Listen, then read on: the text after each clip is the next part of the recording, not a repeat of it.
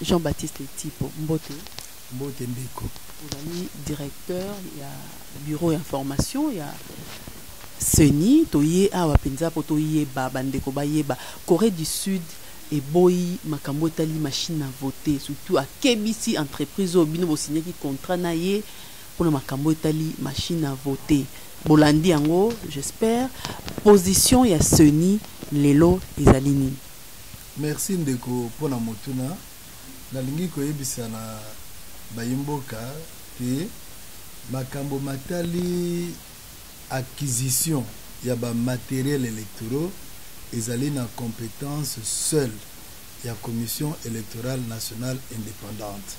Commission électorale nationale indépendante a vu makokimana wuta na article 211 ya constitution plutôt ya mboka na biso République démocratique du Congo.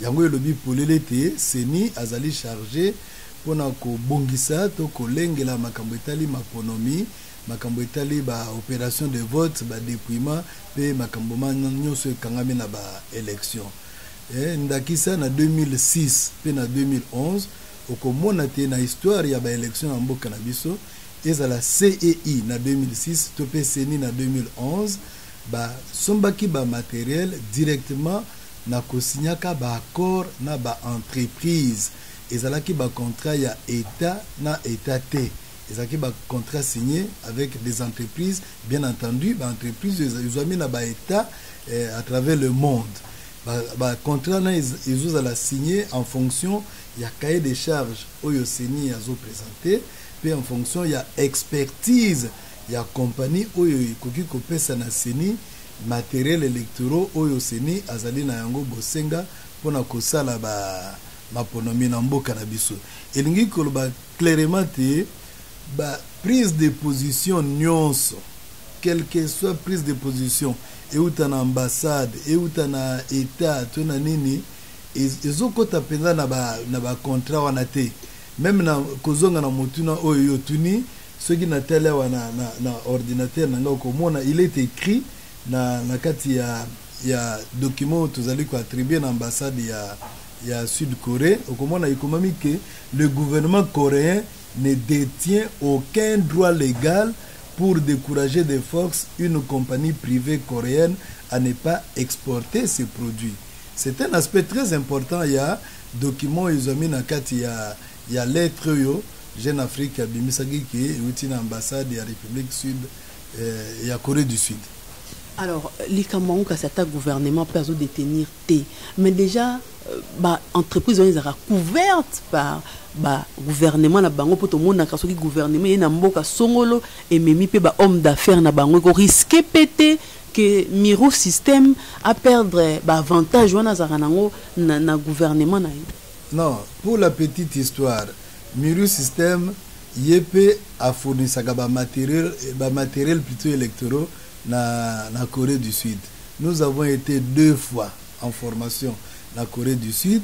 Baninga mingi na Seni wana basi bakenda pe na Corée du Sud pour na étaler formation. Miru système a pesa quand même ba matériel ya ba élection na Corée du Sud. Ezali compagnie moneno yebami na Corée, c'est une bonne chose que une ambassade a attiré attention n'est-ce pas ya entreprise wana.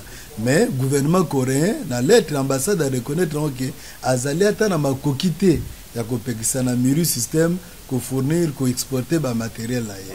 Mais ma raison quand même gouvernement a avancé ils a solo la temps azolo bela ki fiabilité ya machine ngope batu nyonso bazoboya yango na niveau interne alobi yango na kati makambo na ye azobanga ki banu emema moto koma ke eutekinde na Corée peuple congolais baboya ba Corée. Non, ezali bongo te. Oyebi ba relation entre mboka na biso Congo na Corée du Sud et la relation et oumeli même bien avant ba indépendance na biso. Et surtout après l'indépendance de Komagimo Makasi. Problème ezali boye.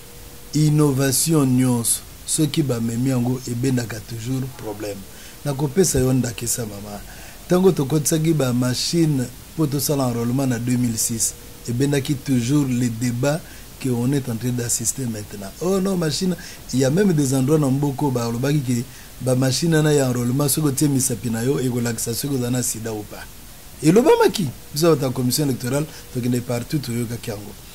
C'est vrai que toute innovation pose problème, mais tout ça là qui enrôlement en 2006 bato mona qui tambola malam tu ko sala son enrôlement tu ko sala ngo même en 2016 2017 et en 2018 et tamboli malam seni azali pouvoir organisateur ya élection ceux qui seni ayebi que machine wana ezali mabe ako proposer on a batute mais tant ba konza seni bazali ko proposer machine à voter ba yebi na bosolo ke et ko même biso na ba résultat ezali fiable et ba expérimentation nyonso esalemi na machine à voter depuis tozuba machine na kino lelo oyo pe ezali ko koba na niveau déjà ba province et donc la ça polele ke ba machine à voter et ko permettre biso ko réduire coût ya ba élection to longa na ba milliards to comme na millions et puis ko permettre biso to gagner en nombre de temps mama kobo sanate que le 23 décembre nous aurons voté 3 fois dans un même bureau de vote.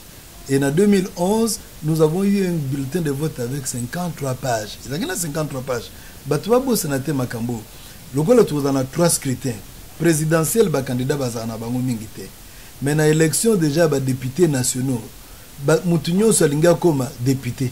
Moutounio Salinga comme député provincial. Moutounio Salinga comme Akoma parce que politique, ils allaient goper ça au Mambongo. Mais le Cambo est allé. Zana Silisa. Déjà na niveau ya ba élection ya ba députés provinciaux batu mingi ba yeba ngote na niveau ya CENI tozali déjà na kati ya base de données de la CENI plus de 24 000 candidatures oyo ezalaki enregistré na 2015 maponomi eselema kite pe ko selema bientôt déjà à partir ya le 24 juin togobanda ko fungola ba bureau poto yamba ba candidature pour na élection ba députés provinciaux. Tous allons déjà plus de 24 000. Et Coco m'a combien 40 000, 50 000, 38 000, 36 000, on ne sait pas. Mais vous avez 24 000. Vous avez déjà du colo. Alors, bulletin, taille à bulletin, vous avez un denguenin. Vous avez un denguenin. Et puis à partir déjà, il y a juillet, je crois, et vous avez la candidature pour l'élection des députés nationaux. On en avait 18 000 en 2011. Bulletin, 53 pages. Mais à supposer qu'il y a 36 000 candidats dans les députés nationaux.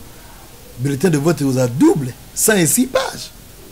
Or, machine, il peut permettre notamment qu'on réduire les difficultés pour le bulletin de vote et ça, le Makanambo Kabapaya. Oui, maman, pour produire le bulletin en 2011, commande et Pessamaki Liboso en Allemagne. Batuming va y bangote. Commande et Pessamaki en Allemagne. À quelques jours, qui va livrer Allemagne a le na okokate bulletin au buenatika la komona ngote Afrique du Sud ayo kondima pour Afrique du Sud de la Salango on a dû réunir 7 imprimeries sud-africaines pour produire un seul bulletin de vote au Yabisu à RDC avec 53 pages.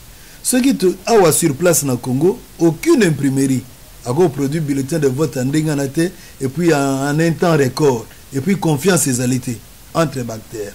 Surtout qu'il y a un hôtel de monnaie, non, gouvernement. Surtout qu'il y a un Saint-Paul catholique. Surtout qu'il y a un Sédi protestant. Donc, c'est né à cause de l'obligé à qu'il y ait toujours dans l'Ibanda avec un coût élevé dans ma cambétale logistique et même production à bulletin. Comment va cause ya Séni?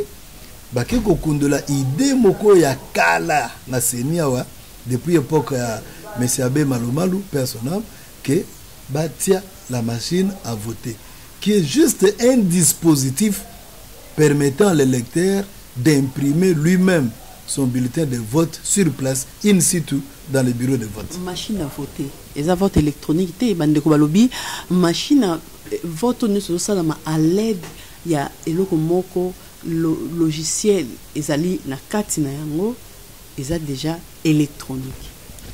Bon, tokozong la na débat anate. Mais ce que nous voulons vous dire sincèrement, moi j'étais en Corée, dans un système qui n'a pas vote électronique. Au cause d'un bus, tu votes. Au cause d'un ta bulletin. Au cause d'un mer, tu votes. Au cause d'un avion, tu votes. Mais où il y a proposé na Bayimboka, il y a un bulletin de vote. Il y a une trace qui reste. Bulletin de vote des Aliwana. L'électeur peut voir même choix avant à glisser bulletin na katia urne. Donc, c'est vraiment un vote à papier. un vote à papier. Combien mboka ko gagner ceux qui tout ça les machines à voter par rapport à papier liboso et puis deuxièmement les cambo bolobi a nombre ba députés mais bande ko mingi balobi ils allaient déjà problème on les a résolu par makambo seuil par makambo caution matitalo seuil p bandengi balobeli wana représentativité batu mingi ba ozomona déjà ba alliance zo salama na répondre directement à mon tunana dans notre commune ba dépôt à candidature ne vous en faites pas ndeko ozali congolaise ngana zali congolais tozali bana mboka politique na yo tovandi no na Kinshasa politique ezali ko attirer bato nyonso na moya lelo moto nyonso alinga koma politicien il y a des gens qui se préparent pour na de réunir déjà ba montant ya caution ndenge matisigo il y a un niveau de parti politique on s'organise le niveau il y a seuil mais vous voyez les partis comment ils se regroupent mais quand ils se regroupent dans la liste Rosala normalisée non la liste est qu'on la présenter en fonction à chaque regroupement ceux qui partent dans un regroupement il y a même des partis qui refusent d'aller dans des regroupements la liste ceux qui vont aller regrouper bazala indépendant bazala na parti c'est candidature que vous allez présenter en fonction du nombre de sièges par circonscription. Et d'ailleurs, je vous informe que vendredi le 6 avril, CENI Azali Kobimisa, décision portant statistiques des électeurs par entité électorale. C'est déjà une activité d'aller caler dans le programme Yasseni. Le 6 avril, Tozo Bimisa, décision ana. Yango ko permettre dans quelques jours de Golanda, tu as causé, n'est-ce pas, la loi portant répartition des sièges. Candidature to commune nukunate et le moment venu tango to gokoma kuna na go sepela ki ozonga lisusu okomona ki ekozala toujours élevé. Je viens de vous dire que pour la provinciale, tu allez déjà na base de données à CENI de plus de 24 000. Non, caution matité. Caution et matakité, mais ce sont des candidatures qui sont valables. Et également valables. Sauf ceux qui battent Bakoufi, tu vas changer de parti, na opposition, à comme une majorité, à la majorité, à comme une opposition. Au Yébindenge, Makamango, Zosali Manamboka, Tozo vivre presque chaque jour. Chaque jour, on apprend que tel a longué à Cambou, à comme une Cambou. Donc, le moment venu, Togo Zongela Makambana Pona Goyeb Sanabayimboka, le Lengenini, nombre Moutuya Boni à candidature Tozu, ou Togozoa. La provinciale, ton la députation nationale, ton la présidentielle. Motuya mbongo kasi mboka iko gagner ce que c'est la machine à voter et puis olobeli likambo ya temps. Ba tout non on a du mal à utiliser ba téléphone surtout tactile. C'est que maman mobimba mi soupe passi. Ce ba candidature faisait belé ndenge lobi bo ba photo pe comme mike a homona ngo a homona kaka Alex mbangwa pona ka moko ka ekende. Ndeko na éviter ceux qui yo personnellement aussi expérimenté la machine à voter. Ceux qui n'ont pas qui ont voté, un jour, il y a même na CENI awa otuna balaksa. D'ailleurs, tozaki makoki, tozaki penza makanisi ya kotia machine à l'entrée même ya CENI, visiteur nyosa okota a expérimenté avant à kota. La loi mutuna na yo otuni pona ba mibange na biso. Même ba personne avec handicap, notamment ba aveugle. C'est réglé dans la loi électorale, article 58. Et même, je peux vous dire que vote avec le bulletin de 53 pages, c'est plus difficile avec la machine qu'avec la machine à voter. Pour nanine, ba candidat na biso, na ba élection na biso, tango ba kende ko battre campagne, balo baka toujours voter numéro, apesi numéro na ye. Voter numéro, ce qui monte. C'est vrai que l'écran et la machine ils ont l'accès nos 32 candidats. Et que numéro à candidat n'a peut-être numéro 1000 plus. D'accord? D'accord, tant un numéro parce que sinon il y a un numéro à candidat. Un numéro quelconque. Alors, au cause na écran il y a machine à voter il y a un pavé numérique. C'est-à-dire bah chiffre les alana kobanda 0 ti na 9. Au former numéro à candidat na yo. Pouf, machine à voter lisayo kaka candidat na yo wana. Au confirmé machine à l'élection na élection mususu au sali lolenge moko to onyati na photo na ye machine à élection bala moko na élection ya suka pe na suka otali ba candidat na ponaki bango yoyo bango to bango te ekozalaka bango ozwi bulletin otie na kati ya nini na culture contrôler wana. Non, mais voilà pourquoi tout ça la musala na yo elongo poto banda déjà ko sensibiliser bango bayeba ke tango machine a bimisolo ba candidat osali choix na yo na suka tala na sima ya bulletin na yo okomona les trois choix oyo salaki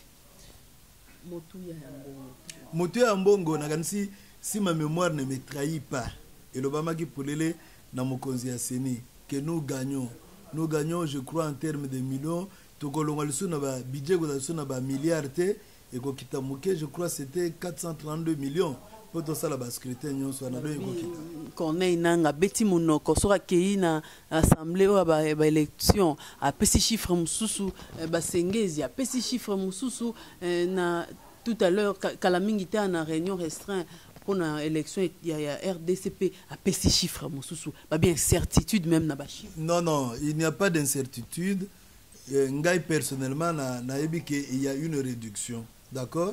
Et ce que le budget a séné au Gomona qui effectivement avec la machine à voter coût à l'élection et vous allez réduire que avec la bulletin avec la bulletin ça coûte cher de konangai. Mais zana yebsayo ba bulletin anande no ba to ça la bulletin ya kala avec photo ya candidat non makambana nyoso et ya kanamboka c'est déjà un document sensible, extrêmement sensible. Or avec la machine à voter bulletin de vote est dans un vierge nassima. Ce n'est pas un document sensible. Bulletin de vote ya kalana auto sala en 2006 na 2011 ceux qui basu yango na pour 2018 basu déjà spécimen na maboko na yo, je dis bien spécimen, ça devient déjà sensible batu bakuganga ndenge nini télé chango azu déjà bulletin wana ozomona alors que c'est bien écrit spécimen. Or avec le bulletin de vote que la CENI propose avec la machine à voter, c'est vraiment un document non sensible parce que pour ça là il faut qu'ils aient telle ou telle machine, il y a telle ou telle circonscription. Ceux qui n'ont eu bulletin de vote, où ils allaient destiné, comme on a vu le logo la Tchango, par exemple, bulletin de vote, ils allaient destiné à la circonscription à Tchango, na Kinshasa, na Kenango, na circonscription à Moamba, et qu'on fonctionnait. C'est ça l'avantage que nous avons. Et Batumingi va y bien goûter. Et qu'on marchait. Mais les cambo la liste déjà, ba combo déjà, ba bimisa, ba élu na bino. Zotambola encore que machine à voter ba logiciel ba programme aux aladana non ndeko nangai na bossa ni prénom na yo ndeko nanga gloire ça c'était un faux problème et ce n'était même pas destiné na CENI, c'était destiné na cellule électorale il y a recrutement politique où il ça là qui est déjà démenti à l'Ikambwana. À la CENI, il n'existe même pas une telle cellule-là. Et pas dans la CENI. Donc je ne réponds pas à cette question parce que ça ne concerne même pas la CENI. Jean-Baptiste Tipo, ce qui est local, le gouvernement coréen, ça lui met pression dans l'entreprise, l'entreprise on a les lois et boycott sa machine à voter. Merci Ndeko, il y a des bosso na sepeli mingi na motuna na yo na ganisi na tangela kio makambo izana kati ke gouvernement coréen azali même pas na moyen ya ko contraindre par force une entreprise sud-coréenne pour être à livrer ba matériel na été. Mais prenons votre hypothèse jusqu'à na moya lelo na ibsako ke CENI a signé qui contrat na entreprise na Muri System. Tina moya lelo Muri System na nous a komeli CENI Togo Ibsa Seni que les Cambobunabo les contrats courts prévoient que Seni a besoin dernièrement 200 machines à voter au milieu système après ça qui na Seni puis Seni a zuba machine na atindi yango qui déjà dans la province pour la formation pour la sensibilisation plutôt il y a population pour bailler déjà na niveau de la province le lenge nini Togo sali la machine à voter et Seni a organisé qui la semaine passée formation à Wana Kinshasa. Il y a plus ou moins 60, il y a 24 secrétaires exécutifs provinciaux. Il y a 24 provinces, parce que la province a mané Mana Kwango, a quitté, parce que l'élection va gouverner les Alaki Kosale Makuna. En raison de 3 par province, si Bazongi Zongi dans la province. Na minute de Vanena Yo Awa, batuna niveau à province, bazali pe kozala sensibiliser, baye balolengeni ni ya kusali la machine à voter. Donc, non, non. Ce qui va citer, mais jusqu'aujourd'hui, nous avons 200 machines et d'ailleurs 1000 machines pour renforcer la sensibilisation. Parce que l'objectif est de permettre à chaque électrice congolaise, à chaque électeur congolais, d'expérimenter machine avant date le 23 décembre 2018. Date où ils allaient fixer pour l'élection. Na calendrier, voilà, Moutuno et Kimainga, ils ont prévu que achat machine, impression de yaba bulletin. Très bonne question, très bonne question. Mais na zongi silo Mutuna, l'aksanga ne sigani ni na calendrier balobi que achat ya encre indélébile. Na utu koloba que c'est la CENI qui organise les élections. Article 211 de la Constitution. À moins que la Constitution est à la changer. Mais machine quand même est à chamoua mounene. Non, non, non. Machine est dans la chambre monnaie, d'accord, mais machine, formation, il y a gens électoraux, ils allaient payer opération monnaie. Mais je vous dis ceci, nulle part au monde on a un calendrier, achat à encre, achat à papier. Non, c'est la CENI qui organise. Et la loi électorale a été rendue publique, mais la loi électorale les allie renforcée avec les mesures d'application à CENI. Donc, base juridique, il y a machine. La base est là, la base juridique est là, en partant même de l'accord qui a été signé, qui demande l'accord demande à la CENI de rationaliser. L'accord demande à la CENI de rationaliser. La loi électorale est complétée par ces mesures d'application. Ce que tu as une mesure d'application, comme usage à machine à voter. Directeur Tozo Soukissa, est-ce que machine à voter va permettre confiance déjà est-ce que l'élection sera fiable, transparente? Est-ce qu'ils ont rassuré tout le monde? Ça doit rassurer. Et nous invitons tout le monde à faire confiance dans le pouvoir organisateur. Nous n'avons qu'un seul pouvoir organisateur des élections en République démocratique du Congo, c'est la Commission électorale nationale indépendante. Au moins, information nyonso tozali kozwa à côté ezala na bino ba média ezala na ba acteurs politiques. Le plus important c'est de rassurer tout le monde. La CENI doit rassurer et c'est ce qu'elle fait avec l'expérimentation de la machine à voter. Tito Tessango tina moya lelo et puis si jamais ba résultat contraire. Et puis la CENI dit ceci, ça j'avais oublié de le dire. Que même à ta tozali ko sale la machine, même à ta machine a ko pesa ba résultat na ye. Pour Nabiso Seni, ce qui compte, c'est le dépouillement physique. Il y a un bulletin de vote où il y a une urne. Oui.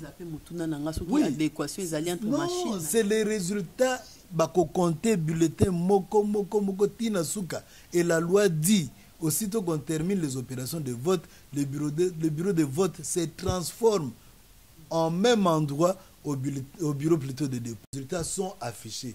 Le plus important, ma sœur Gloire, s'il y a des acteurs politiques qui vont nous suivre, c'est né à l'objet abimisi déjà atlas électoral. Atlas électoral, ils ont polele bisika nyonso ba bureau de vote et kozala.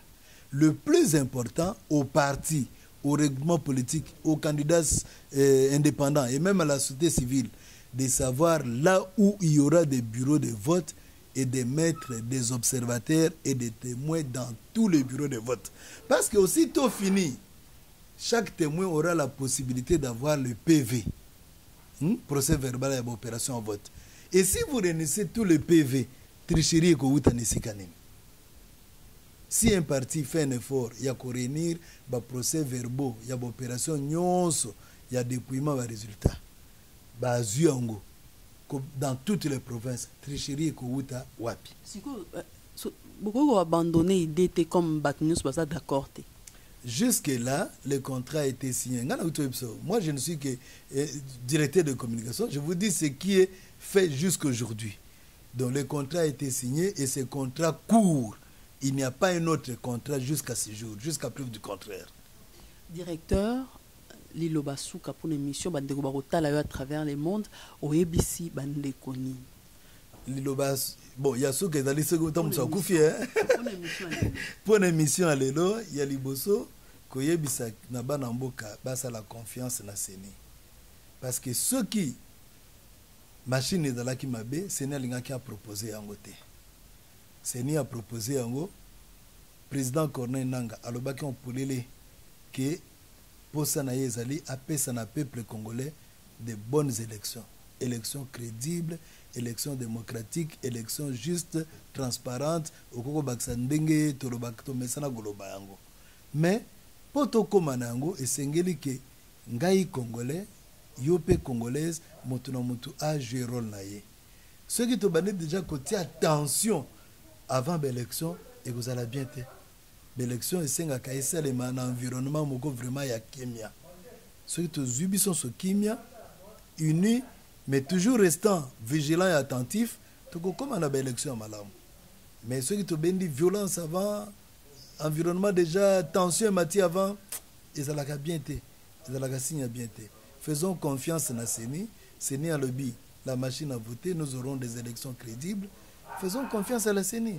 C'est l'unique pouvoir organisateur, il y a l'élection. C'est ça la Constitution. Je reviens sur cet article parce que c'est très important. Et même le contrat, c'est signé avec une entreprise. Il n'appartient pas à l'ambassade coréenne ou à l'État coréen d'en dire quelque chose parce que dans la lettre, on dit même que le gouvernement coréen ne dispose pas des moyens de faire pression. C'est ça. Donc allons de l'avant. Et c'est la même entreprise qui fournit du matériel à ce même gouvernement coréen, à la NEC. C'est ça la commission électorale là-bas, NEC, quand la NEC organise des élections. Et nous avons assisté. C'est fiable. Sur place en Corée. En peu de temps, la machine vous donne des résultats. En Corée, moi j'ai vécu ça. Élection partielle, il y a des députés, Nabango, parce qu'il y avait un député qui avait été... Partiel, mais Bissot a étendu mon but. Quand nous disons partiel, ça prend une partie importante du territoire. Moi, j'ai vécu le processus ce jour-là en Corée. Kobanda, vote, ti na déploiement, ti ba résultat n'ingezoya. Nous, on a vu ça. On a vécu ça sur place en Corée. Directeur Jean-Baptiste Etipo, Tondio Boton. Merci Nandeko Gloire, merci na Télé Tchango. Na kosenga na bandeko, nous venons d'expliquer to pesi bango ba explication conformément à la procédure de CENI. Batika ma finga parce que ça ne nous avance pas. Mbale legaki, mbala liboso na legaki, ba finga ki, et même mes enfants étaient très touchés. Donc nga nazo sala musalo ezali angai. Explication et sepeli siyo ondimi. Au moins que sepeli siyo te, au boy na ndengo na yo, c'est la démocratie mais ko finga te. Ko finga ça ne nous avance pas. Yoza musika